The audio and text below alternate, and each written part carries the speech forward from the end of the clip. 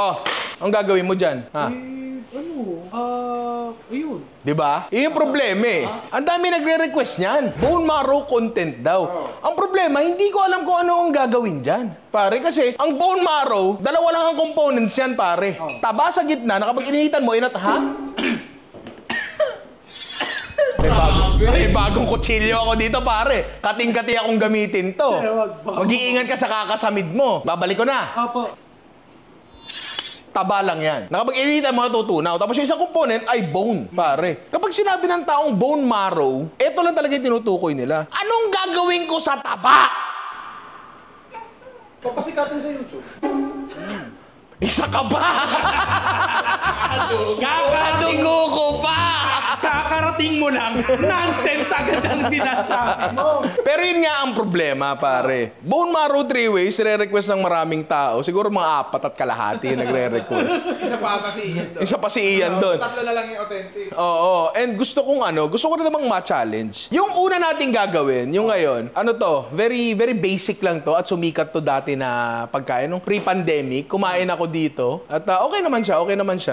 Masarap naman siya. Kaya yun yung gagawin natin. Yung mga dalawa pa nating ibang gagawin, yung isa medyo replacement of an existing fat lang siya. Tapos yung isa, ginagawa rin naman sa ibang bansa. Hindi ko alam kung pasok ba sa Filipino pare, pero nonetheless try na rin natin, di ba? So sige, doon tayo sa unang way natin at gagawa tayo ng bone marrow pares, pare. Yung bone marrow pares na yan, nauso yan nung around 2018, mga gano'n, mga 2017 siguro. Tapos, naaalala ko pa, pangalan nung sumikat na parisan dyan.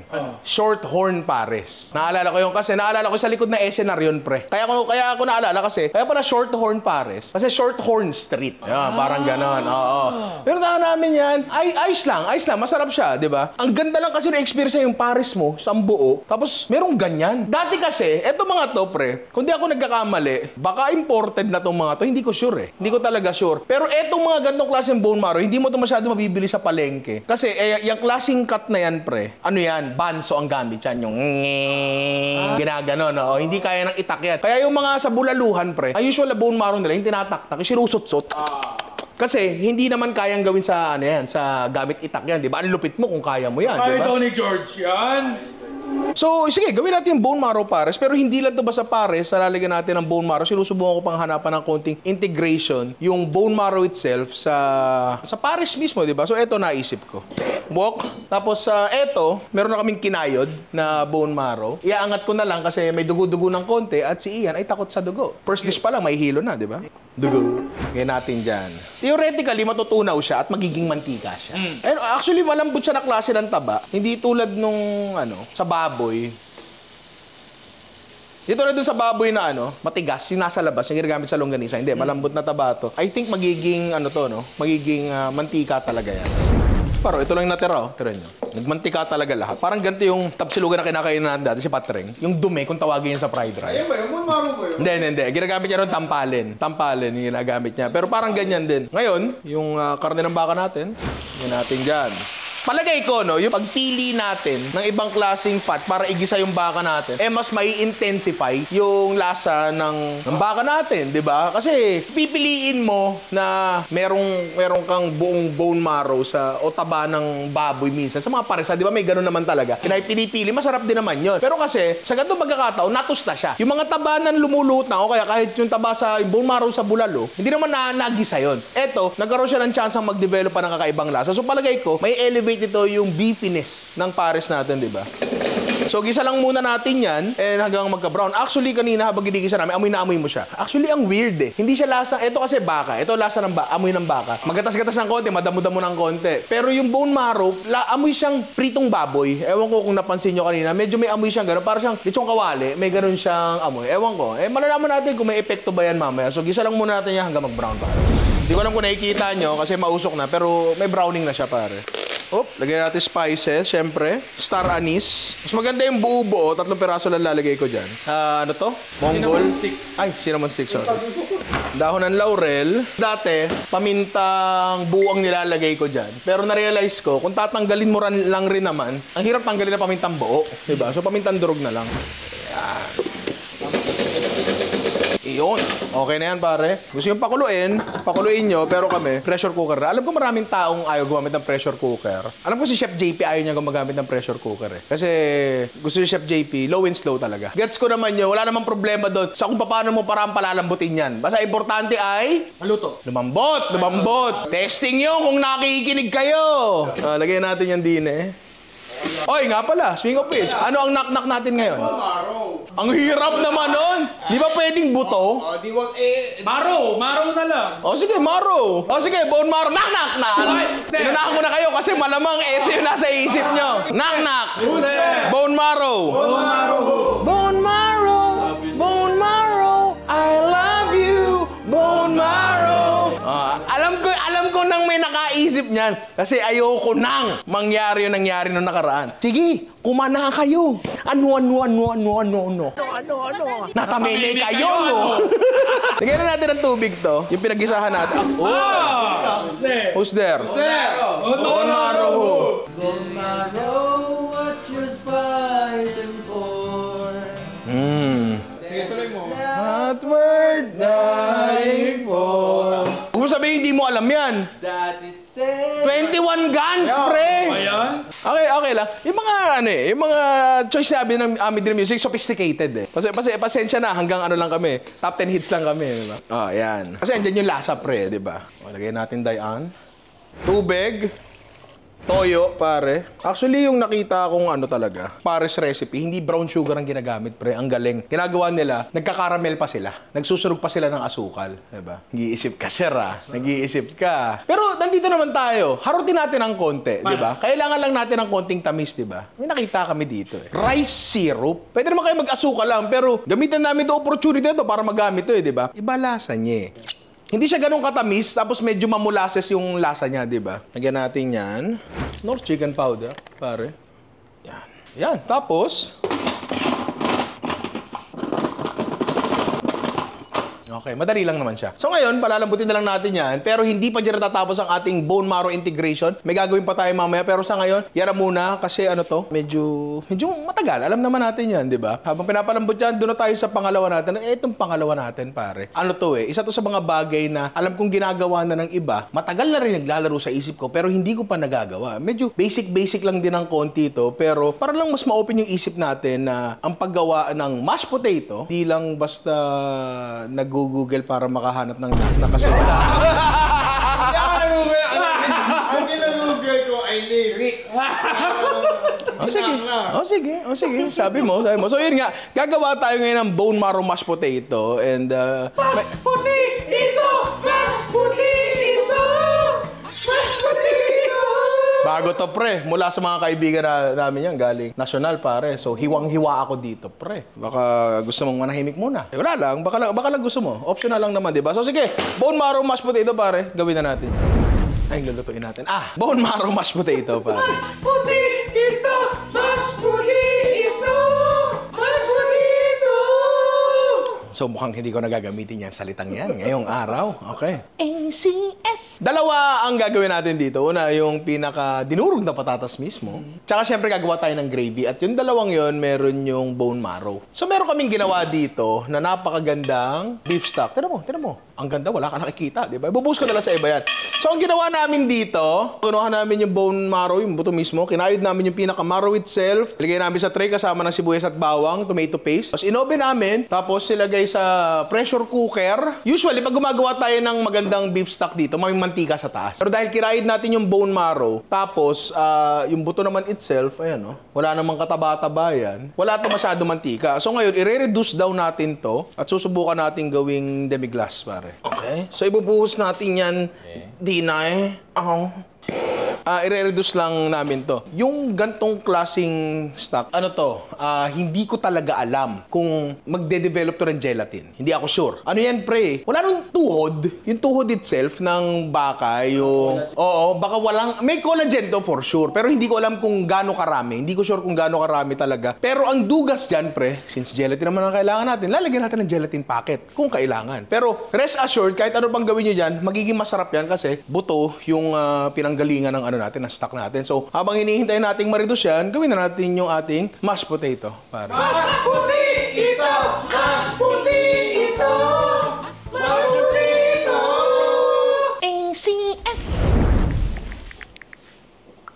Game na ba? Opo, sir. Roll na kami kasi si Iya. Yung bone marrow na ginamit namin kanina para dun sa panggisa ng pares, yun yung pinagkuna namin mula sa pinagawa neto. Pero dahil nagamit ko na yun, kuha na lang ulit tayo. Marami naman tayong bone marrow dyan. Nga pala, magkano bili ko dito sa buto na to? 200 per kilo. So, kayurin lang natin yung buto. Pero again etong mga buto na to, kunyari nakayod yun na, huwag nyo itapon. Ilagay nyo sa kahit anong sabaw nyong ulam yan. Kunyari kahit nagaano kayo, sinigang na baboy, ilagay nyo yung mga buto sa freezer nyo. Wala namang problema doon, di ba? Yeah.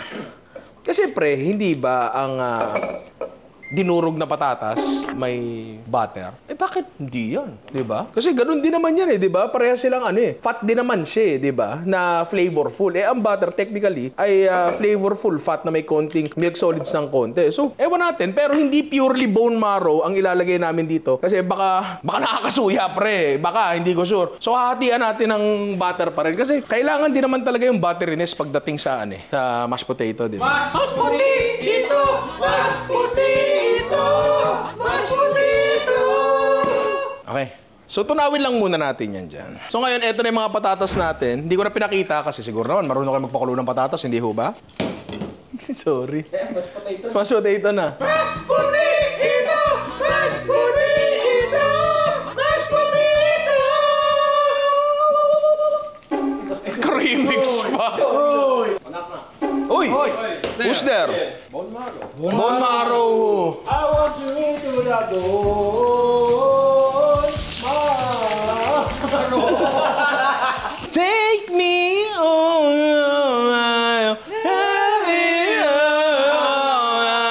The control, body and soul. Pero na-gets mo. Ano ba tayo dito? Ang mahalaga na-gets mo. Ako, nakaka. Oy! Who's there? Basahin ko lang Nakaka! Who's there? Bone marrow! Bone marrow who? That was bone marrow. Sinadyo ba yung lyrics? So, ang inalam mong lyrics yung... Born for you. Hindi, yung yes. Yes, I was born. Yung mga walang knock-knock dyan, special project, pwede naman, di ba? O, pre, amoyin mo lang, Bin, amoyin mo. Amoy maalat. O, di ba? Amoy savory. Amoy pre, monumento. Ay! Di ba? Tama ka! Kasi sa monumento, may pinibenta doon yung pritong taba ng baka. Kuya crossing yun. Yung Shibuya Crossing ng Amoy na amoy Caloocan. yung mantika doon. Yun yung maling-mali ko doon. Bakit? Bumili ako doon. Nakakap na maliit yun Bumili ako doon. Pagtawid mo, ano yung unang makikita mong bilihan doon? Buko. Buko, Buko. buko sa kabila. Pili ako. Buko. Napag ko lang dyan, kain ako.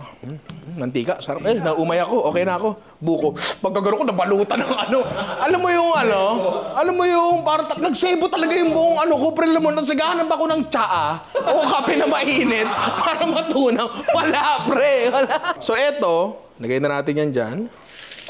Yan. Tapos lagay din tayo ng konti pa. Yan. Tapos, butter. May kukwento lang ako habang tinutunaw natin yan. Kung bakit malamig na butter ang inilalagay natin sa mashed potato at unti-unti natin tinutunaw, bakit hindi... Ito! Mashed potato! Mashed potato! Okay na. At hindi natin tinutunaw bago ilagay sa butter. Same idea to ng Mont-Aubert. Kung saan, pag buong butter siya at unti-unti siya nai-integrate doon sa sauce o kung ano man yung bagay na yon, mas less yung chance na mag-split yung dalawa tulad ng ginagawa ni Kim Chiu. Diba? Dito, may chance na mag-split to kasi liquid na agad yung mantika natin at liquid na agad yung butter natin. So, iaano natin yan. Susubukan nating i-work around dyan by adding the butter or the Buernozet ng dahan-dahan. So, ang paggawa ng Buernozet ay basically talaga susunugin mo lang yung butter mo. Pero, kapag nasunog mo na yung butter mo, pre, naabot mo na yung puntong yon, ilipat mo agad siya ng lalagyan. Ilipat mo agad siya ng lalagyan kasi masusunog pa yan further doon sa pan mo, di ba? At mas maganda kung yung lalagyan mo, malaki. So, lalagyan ko na to ng gelatin powder, pare. Usually, ang gelatin, kapag sa mga dessert application, pinapa-bloom pa, tapos lulutuin pa. Pero ako, re-recta ko na kasi matagal pa naman to, di ba? Lagay na natin yan dyan. Hindi lang basta lapot ang hinahanap natin dyan. Meron din siyang, kakaibang mouthfeel. So, mamaya, kahit palaputin dilutan pa natin to ng roux, cornstarch, may ano pa rin siya. Meron pa rin benefit tong ano natin, gelatin natin, di ba? Yan. Kahit buo-buo yan, matutunaw mamaya yan. Matagal pa naman to eh. Okay, eto na. Papansin nyo yung butter dito sa bandang gilid. Ayan o, medyo nagbabrown na siya. Ayan o, tira nyo. Ang ginagawa natin sa pagbabrown ng butter ay tinutos na natin yung milk solids. Di ba kapag nagtunaw ka ng butter tapos iwan mo sa pan, mantika umangat tapos may puti-puti sa ilalim. Yun yung milk solids. Yun yung tinutos na natin. Yun yung nasusunog, pare. So ngayon, sinusunog natin siya na kontrolado. Yung iba kasi talaga gusto sunog na sunog yung yung butter eh. Nuzet talaga, noa. Okay na to. Okay na to. Mukha na siyang gamit na mantika, di ba? Lagyan natin yan dyan. Itong amoy na to, nakakataranta to sa maraming tao. Dali! Palusin ko pa yan. Hayaan mo yan. Hindi, pero nakakataranta talaga siya sa ibang tao kasi amoy sunog talaga siya. Kung ikaw ay minsan ang nahato ng hanger. Wag hammer ha. Wag hammer. Hanger lang, hanger. Matataranta ka sa amoy na yan kasi papalo ka ng nanay mo kasi may nasusunog na naman sa kusina. Diba? Durugin na muna natin. Uy, lumutong ha. Ayun no. Tikman mo. Okay. Si Amity. O, ikaw na lang, Alvin. Ikot mo to. Tapos, dahan-dahan na mainit yan. Yan nalagyan. Yan. Okay na muna yan. Pahigop muna natin. Okay, lagay. Hop, naman na. Masyado marami yun. Ka. Boss, kalahati niyan. Kalahati lang. Baka kasi pag binuhos natin ng isang buo, alam mo yun, wag na. Pahok na. Ngayon lang kayo makakita ng mashed potato na medyo ganyan yung kulay. Kasi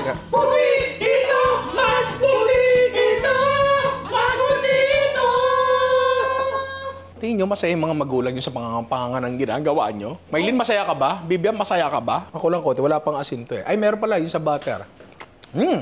All-purpose cream, pare. Na-try ko na dati, yogurt mashed potato. Mashed potato! Mashed potato! Mashed potato! At okay naman siya. Masarap naman siya, pare. Okay naman siya. Leg ni Alvin. Oh, yun! Wasak na wasak! May sugat na naman. Mas gusto ko yung medyo malabnaw na mashed potato. Mashed potato! Mashed potato! Mashed potato! Hindi, mas gusto ko yun kasi meaning marami silang dinagdag na kung ano-ano doon. Maraming cream, maraming gatas. Paminta. Yung paminta makakatulong yan sa pagkat ng richness nung dinurog na patatas natin. Yung mantika pa ng bone marrow. Tikman ko lang to. Okay. Masyado siyang strong. Ganon. Pero mamaya, didilute pa natin yan. Pero ito strong. Ito naman, rich, pare. Ang sagot doon, di ba? Masyadong rich. Lagyan natin na sugal. Hindi, lagyan natin ng spring onions, pare. Lalagyan ko nito kasi ginagawa na namin dati ni Alvin to, yung kung tawagin ni Andrew, sleepy mashed potato. Kasi pag kumain ka ng... Potato! Mashed potato! Mashed potato!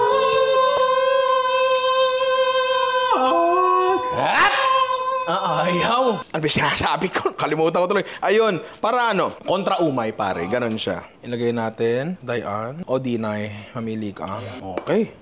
Okay na to. Ngayon, yung gravy, i-ano lang natin, masyadong strong for my taste. Gawa lang tayo ng roux. Interesado ba kayo sa content na 5 mother sauces? Interesado ba sila doon? Gusto nyo bang makita yung 5 mother sauces? Na alam ko medyo outdated na, pero kasi tinatanong pa rin yan sa mga interview pag nag-apply ka bilang kusinero. Ewan ko, kung gusto nyo mag-content tayo ng 5 mother sauces and the derivatives, pwede naman natin gawin yun, pare. Harina, yan. Ngayon, pwede nyo pang ipa-brown to. Pag pina-brown nyo ang roux, humihina ang thickening properties niya, pero mas nagde-develop yung lasa. Pero I found na, kapag medyo pina-brown mo talaga ng matindi, ang nalalasahan ng Pilipino dyan ay hindi yung natin na flavor na binibigay ng brown roux, kundi sunog, pare. Kaya okay na sa akin yan. Stock sana, pero tubig na lang gagamitin ko. Kasi technically, stock din naman to eh. Dinidilute nga lang natin eh, di ba? Kasi gusto ko madilute yung lasa nang malapot pa rin siya. Knock! Oy! Who's there? Bone marrow! Bone marrow who? Bone marrow ano mo Ang ganda. ay sadyang ganda. Hindi. Di ba kanina, nagsisimula episode natin, sabi ko, dapat buto. Pinipilit ni Ian, bone marrow daw dapat. Kasi nakaisip na siya. Tapos nagpapanggap siya, wala pa ako naisip, wala pa. Para pagdating sa uli, uy, comeback Israel! Buhusan natin to. Ayan. Pero tinan niyo itsura, oh. Ang ganda, oh, di ba? Ito tinuro sa amin sa school. Hindi yun, hindi tinuro sa amin sa school. Ang turo sa amin, meron term na tinatawag dito, ang tawag dito ay napay, pare. Ano? Napay. Na kapag kumuha ka ng sauce, and it coats the back of the spoon, such as this, paki-zoom nga dito, okay na daw yan. Ayan, parang ganyan, no? Okay na daw. Tapos pag luminya ka daw, hindi na babago, okay na daw yan ganyan. Yan daw ang tamang thickness ng sauce. Daw. Pero kasi, sa Pilipinas, sabaw yan, pre. Tira mo. Sabaw yan sa Pilipinas, hindi yan sarsa. Medyo i-reduce ko lang to ng konti para baka sabihin ni Nora, hindi naman sauce yan, sabaw yan, di ba? Kasi ang kakain nito ay Pilipino, pare. Hindi naman Frances. So reduce lang natin ng konti yan, tapos timpla natin, tapos okay na tayo. Di ba? Bakit hindi yan kakain? Sino? Frances. Yan, tira mo, yan. Medyo malapot-lapot na siya. Pero tingnan natin, sagad na natin to. Yan. Ang ganda ng kulay. Tsaka makikita ba sa camera kung gaano kaiba yung ano niya? I-zoom mo nga, Rani. Kung gaano ka kintab, iba di ba? Ngayon, timplahan natin yan. Konti pa. Yan. Off fire. Lagyan natin ng butter. Tapos tunawin natin dahan-dahan habang winiwis. Yan yung sinasabi kong ano kanina. Mount Aubert. Pero tira nyo, lumapot talaga siya, di ba? Di ba? Yes, chef! Yes, chef! Yes, chef! Yes, chef! Pak, chef! Ano po? O, game. Plating na, pre. Ito na siguro ang pinaka-ma-effort na mashed potato ang ginawa ko buong buhay.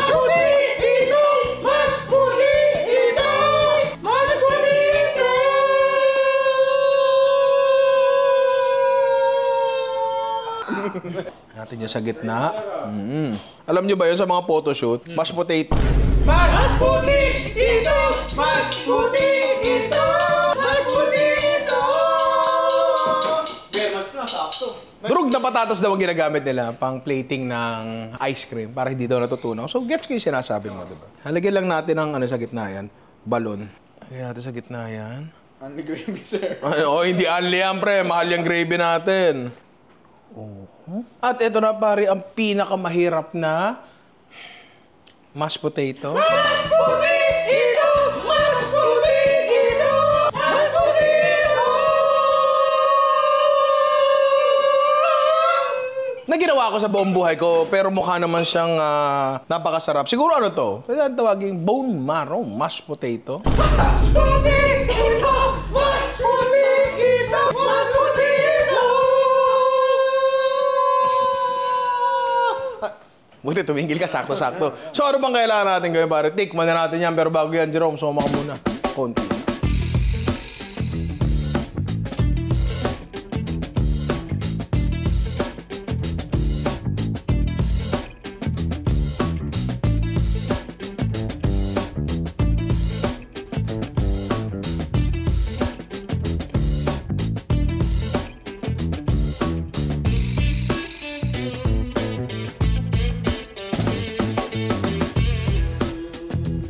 Simpleng-simple, di ba? The perfect bite. Yung ganyan kakonting gravy, napakalasa na niyan. Maniwala ka sa akin, ha? Nakikita ko yung panguhusga sa mga mata mo, di ba? Pero, tikman mo.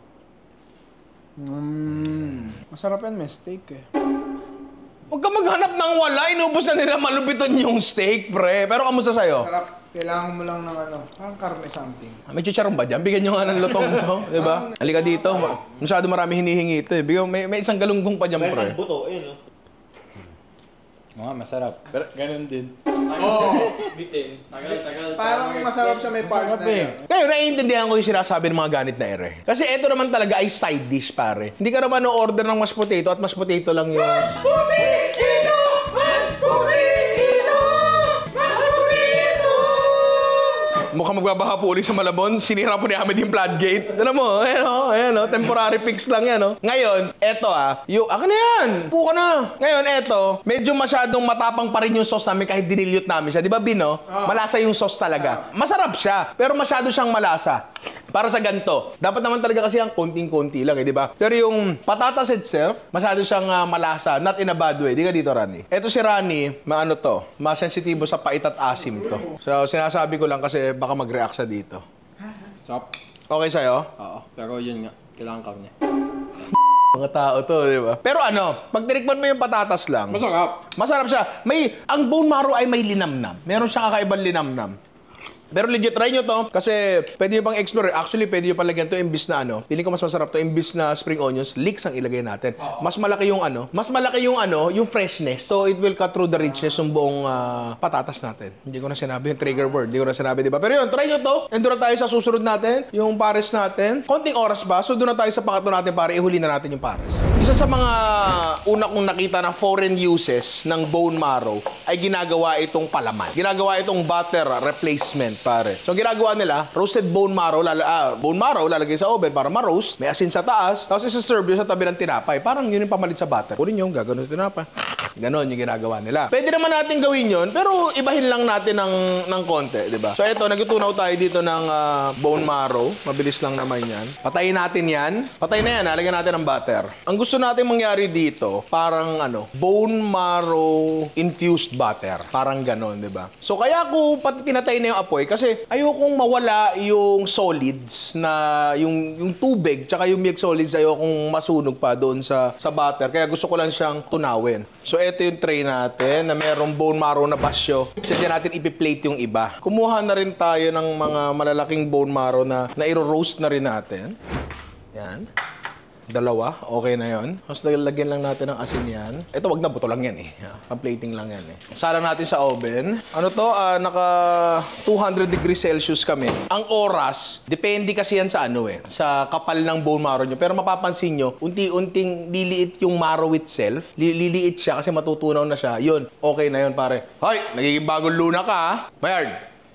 Ngayon, eto, kailangan natin patigasin pare. So ilalagay natin dito para malapad siya, mabilis lumamig, magsebo agad, tapos mafo-fold natin siya maya-maya, unti-unti. Kasi kung hindi, bababa lang yan, maghihiwalay nga yung water component ng butter, pati yung fat niya. So at least dito, may chance tayo na i-fold siya, na hindi pa siya sobrang tigas. So hindi natin ito i-rep. Diyan lang talaga yan, diba? So ito nga yung isa nating gagawin. Ayan, medyo nagsisimula na siya, pero maya-maya, mas maigi okay yan. Ngayon, isa pa nating gagawin, ay gagawa tayo. Lahat ng ginagawa natin ngayon, puro palaman ha. Puro spread ang ginagawa natin ngayon. So ngayon, yung isa nating gagawin, garlic confit, bone marrow, garlic confit, bone marrow. Basta bone marrow na may garlic confit. Iko-confit natin yung garlic sa bone marrow, pare. So, ito na yung garlic natin. Ito yung marrow natin. Feeling ko konti pa yan. So, dagdagan pa natin. Yun, no? Saan diretso yun, ah? Yan. Initi natin. Tapos, gusto ko lang, parang hindi naman pantay sa bawang, yung mantika na makuha natin yan. Basta importante maluto yung bawang sa bone marrow. Yun lang yung gusto kong mangyari dito. So, ayun. Hintayin na lang natin yan. Pakita ko na sa inyo yung progress, mamaya. Etong ginagawa natin, sabihin ko lang, ano to, fake confito, pare. Tulad ng mga taxing sinasakyan nyo. Kasi medyo mabilis tong, confit kasi talaga matagal lutuin. Basta ang gusto ko lang namang magawa dito, lumambot yung bawang doon sa fat of our choice. Medyo malapit-lapit na yan actually. Ito yung tinutukoy ko. Mahalo natin siyang ganyan para umangat. Milk solids. Ngayon, malamig na siya. Pwede natin siyang ilagay dito. Yan. Naisip ko lang ngayon. Di ba usong-uso sa mga parchichirya ng Korea yung honey butter.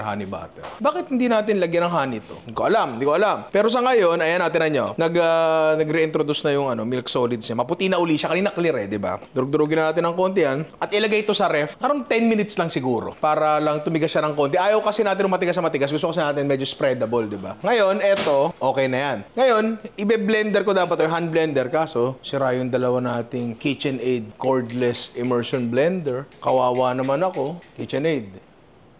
Baka naman. Okay lang. Lalagay lang natin yan dito sa almeres. Hindi ko sinasama yung yung mantika talaga. Kasi baka mahirapan akong pinuhin siya. Kasi wala nga akong immersion blender. Halina't magdikdik. Sana makuha natin ito ng pasty. Ay, makakatulong to. Asin. Kasi lalo Roxol, kasi abrasive yan, pare. Magaspang yan. Makakatulong. Yan. Actually, medyo matagal ko pang didikdikin to. Check natin to. Okay na to, par. Oh, ayan siya. Ganda na itsura niya, parang ang sarap-sarap po. Pag lumamig ng konti yan, mag-aano pa yan. Parang uurong pa ng konti yan, di ba? Ngayon, ang problema dyan, malamig, tulad dito sa kusina namin, magsesibo uli yan. Ayaw natin nun, pare. So, maganda talaga to. Serve na natin ngayon, pero hindi pa kasi tapos yung ibe. Sige, akin na yung ating tinapay. Uy, ang social na itsura, oh. Teka, kailangan ko ba bantustahin yan? Tingnan nga natin. Sabi ni Alvin, kaya daw matigas ang baguette, ang French bread. Kasi malalaway daw ang mga Pranses. Oo, panoorin niya. Sinabi talaga yun sa Yakitate, Japan. Ang tigas na to? Hindi to pleasurable kainin yun. Luma na to. Hindi ko alam kung luma eh. O talagang kailangan natin siyang tustahin. Ang tigas, no? Try natin sa gitna. Part, gitna mo. Ah, ang tubo talaga. Hindi ganito magtinapay ang Pilipino. Sabi nga kasi sa'yo, malaway ang mga Francis, ang mga Asyano, hindi gano'ng malaway. Hindi ako naniniwala doon. Kung meron kayong alam doon sa bagay, comment Sa Yakita, promise, sa mga nanonood ng Yakita de Japan, laman din this ultima. Tayo natin magtusta. Latag lang natin. Ayan. Salang natin yan. Tustahin natin. Kasi pagka ganito, hindi na. Kasi mamantika lahat ng ano natin kaya wala na olive oil yan. Ayan. Pag hindi gumana to, sardo naman. Sardo naman yan. Malambot yan. O, kitang-kita. O, malambot po siya. Yung butter, kunin mo. Yan. Yan ang iniiwasan. Ay, hindi. Yan. Spreadable pa siya. Ayun, no? Pero ang gagawin nyo dito, bago siya tuluyang tumigas, kakayurin nyo siya ng ganyan. Tapos spread nyo na ganyan. Para hindi siya isang bloke. Alam mo yung pag sineserban ka minsan ng butter sa, say, sa restaurant o kung saan man. Tapos bloke siya. Anong gagawin ko dito? Ngunguyain ko yung yung butter. Dapat spreadable siya, di ba? Nakita ko lang din sa Instagram ko nakita ito eh. Ginagawa to sa mga oysters, pre. Nalatag may asin dyan. Ginagawa to sa mga bagay na hindi tumatayo mag-isa. Hindi tulad ng oysters. Yan lang pala solusyon doon. Mahal-mahal pa rin gamot mo, no? Pag nilagay mo dyan, nakaganyan siya. Oo, ganun yun. Tapos, gaganyan natin. Oo. Nalulusaw, mainit pa yung buto. Pero, Na kumakatas. pero okay na yan. Next natin, butang. Lalagay natin itang. Oo. Maraming maraming palaman. Oo. Ang galing. Oo, ito yung confit garlic natin. Tingnan mo. May pampa-high blood tsaka contra-high blood eh. Siyempre. Tapos etong isa, ito classic ng ginagawa to. Lagyan natin ng asukal, makapal. Tapos blow tarts. Oo, para i-creme brulee mo siya, ibubrulay mo siya. Tapos penging plato para sa tinapay. Ang mga tinapay natin. Ikaw naman, pagod na ako eh. Usot mo konti. At eto na pare, ang ating bone marrow spread. 4 ways. Actually, ito palang content na to eh. Sa loob ng 3 ways. May 4 ways. Doon ka mabilib. So, tikman na natin to pare, di ba? Pero bago yan, Jerome, suma ka muna. Konti lang.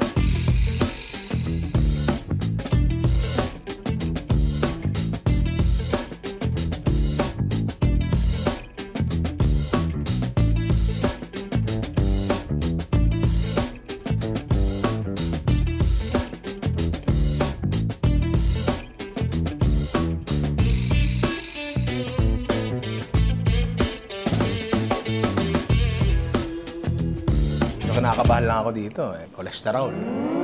Uy! Ano yun? Uy! Na-miss ko yan ah! Alam ko yan, tunog na yan! Yan ang Comment of the Day! Sino ba yung comment na yan? YRA Narita. Bakit nanginig pa yung labi mo bago sabihin? Hindi ko alam kung Iran niya Rita o ang 4-piece of Ninong Rai. Poknat, pangit, pake, paa. Poknat wala tayo dito. Hindi yun ang to. Meron na. Meron ba? Special mention. Special mention lang yun. At Blessed for Mom. Yay! Just finished what? Kaya malupiton to. Hindi ba yay, pare? Ano? Yay. Yay!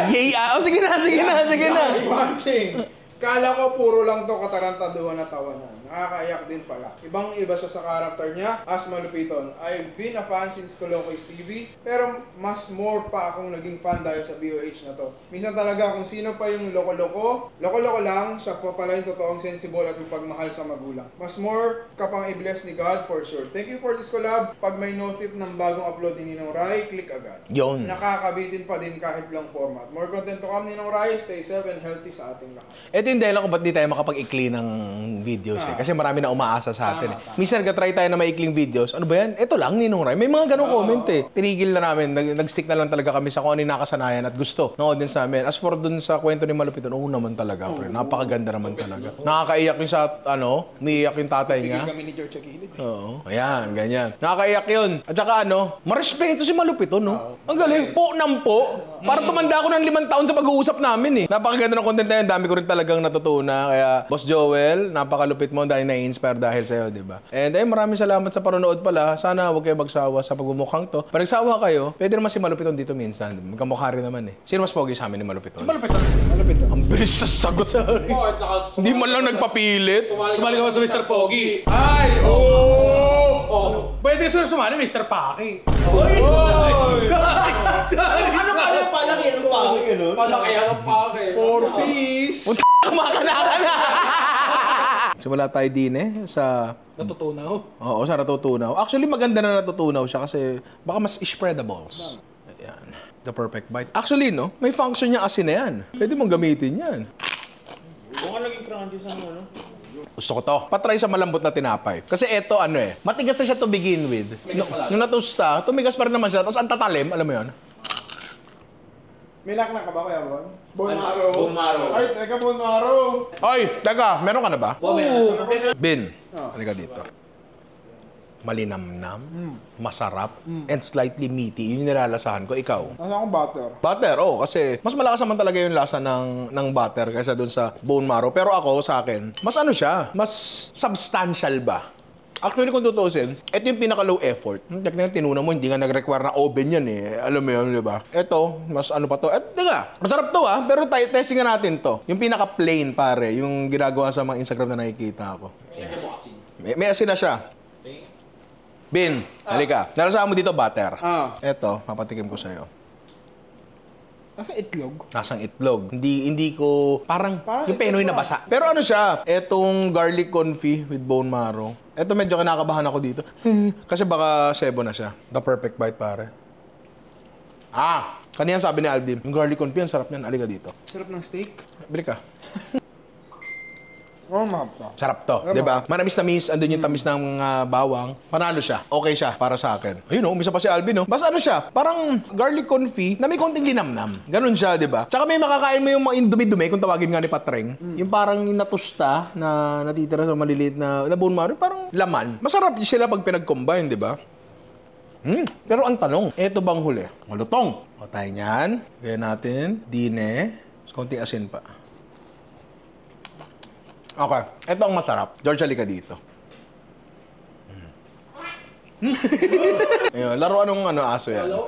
Kalaban nyo, ano? Tamis alat. Tamis at alat, di ba? Masarap siya sa'yo. Good siya. Good siya. Halika dito, Alvin. Kasi natikman mo yung iba Actually, may motibo talaga ako dito. Uy, ang lutong. Okay sa'yo. Okay siya. Ako, ito pinaka-okay sa akin. Kasi may kontre. May kontra yung umay. Kay umay talaga ang bone marrow. Pero ikaw, anong pinaka-gusto mo? Magaya-gaya? Ito. Ay, anong pinaka-gusto mo?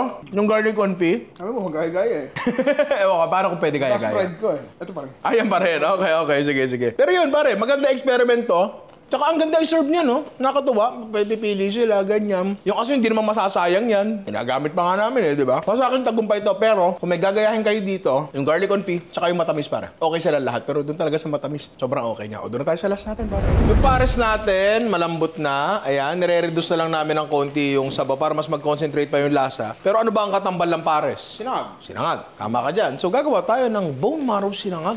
Pare. So, tunaw na tayo ng ano dito, bone marrow. Bawang, marami. Pangontra yan Diba? Presyon. Bawang. Kanin. Yes, bago saing po yung kanin namin. At hindi po ako magsosorry doon. Patis, pare. Nor chicken powder, pare. Napakasarap talaga ng fried rice na may nor chicken powder tsaka patis, pare. Iikot pa to Hindi na. Nakauwi na si Carlos Yulo Timplahan na lang natin yan. Tinan mo. Hindi kaya yan. Tinan mo. Kaya yan. Shit. Okay na yan. Palaputan na yan. Pero pag gaganyan kalalaki yung tipak ng karne sa parisan nyo, diba? Grabe yan, Dito paklong. Oo, tipaklong. Ganyan ang takal. Pag crush ka ng tindera, type na type ka nun. Kaya ganito pala takal ni Aling Pasing sa akin, Gara ako si George, Maano to sa... Hindi ako yun. Gagawa ni George kay Ray. Fuck Ay, napapadami na ba? Yung fucking Okay yung pares natin. Kaya pala ganito mag-cup to, parang si Ash, dun sa packet. Gagalit sana ako kasi nakakatawa yun Sabi ko nga, bone marrow pares yan, pare. Pagka sinerve sa'yo, papakasal si Aling Pasing sa'yo, sabi sa'yo, di ba? Kulahin lang natin ang konti. O ganun lang, para may lasa pa rin siyang pares. Pakibilisan nga. Ang lakas ng tawa mo, Alam mo, hindi ako nasasaktan sa mga pagbabato ng joke, sa reaction Tama niya. Ayan, bino-blowtorch ko lang. Para kumapit, leche. Ano may kukomenta? Hindi pre, pero lang, dito lang naman yan. Scripted lang yan. Oh, dito lang. Tsaka sa video-video inaanak natin. Pre, maayos ang pakikisabi. Tuloy na nga natin to. Oh, kanin. Si Kuya Ray eh. Alam mo, may pakiusap na ba pala siya eh. Ayaw mo na. Pakikisama na. Pakikisama na. Pakiusap lang namin sa'yo. May mas ilawakan pa natin yan. Yan ba yung requirement sa asosasyon nyo? Pakikisama. Tsaka pakiramdaman lang, di ba? Yung tao mo nakaka-open eh. Yung tao mo yung nakaka-open. Leche ka. May dak na tawa. Tigil na nga natin yan pare kasi luto na ang ating pakeres. Yeah, pares lang. Mga pasok sa isip, nauulol na ako eh, di ba? Ito na pares natin, bone marrow pares pare, kaya take mo na natin yan. Pero bago yan, Jerome, somo ka muna. Konti yan. Jerome.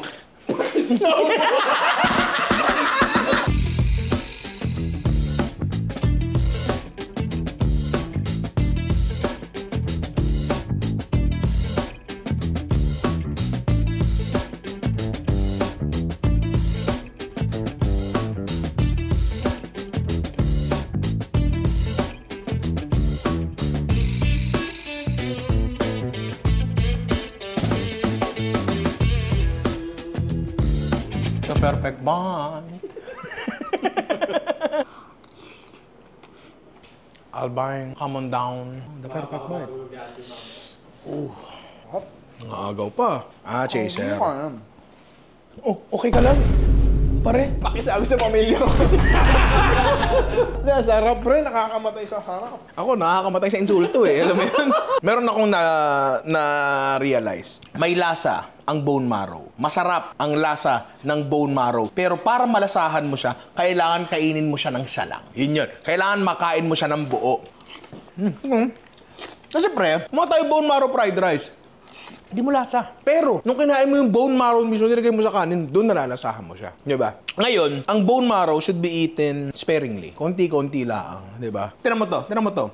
As little as that. Yan. As little as that, malalasahan mo talaga siya. Pero, ang dami nating nilagay. Pre, dalawang bone marrow yung nilagay natin dito sa fried rice, di ba? Dalawa. Wala akong nalalasahan, pare. Ako nga pa tayo. Nakalimutan ko yung lasa ng pares. Pero yung pares natin, pre, masarap. And, hindi rin siya lasang bone marrow. Lasang bone marrow itong subo na to kasi nilagyan ko ng tipak ng bone marrow. Aminin natin, ito ay purong taba na... Okay. Kala ko may pangaray. Purong taba. E alam naman natin, fat is... Flavor. Tama yan, di ba? Pero hindi lahat ng fat na flavor. Pero mga natural occurring fat, tulad ganito, nasa loob ng kahayupan yan. Talagang may lasa talaga yan, di ba? Kanina nauumay na ako. Aaminin ko sa'yo. Nauumay na talaga ako kanina. Lalo dun sa palaman, naumay ako doon. Medyo naumay ako doon. Pero dito, nabuhayan uli ako, pare. Dito, nakakat yung richness talaga ng bone marrow nung kalamansi. Tsaka yung anghang, pare. Kahit eto may bone marrow, yung fried rice. Wala, par. Sabihin mo lang na, Paki-assist lang, paki-assist. Tama, oo nga. Hindi pre, nakakarami na ako kasi essential yung asim. Sa lahat ba ng niluto natin ngayon, eto lang ba ang may acid? Eto lang, no? Yung mashed potato. Wala. Mas puti ito! Mas puti ito! Mas puti ito! Kala ko naman nakalimutan niya na. Hindi, pero kailangan yung acid. Eh, sa lahat ng nilutuan natin, eto lang may acid.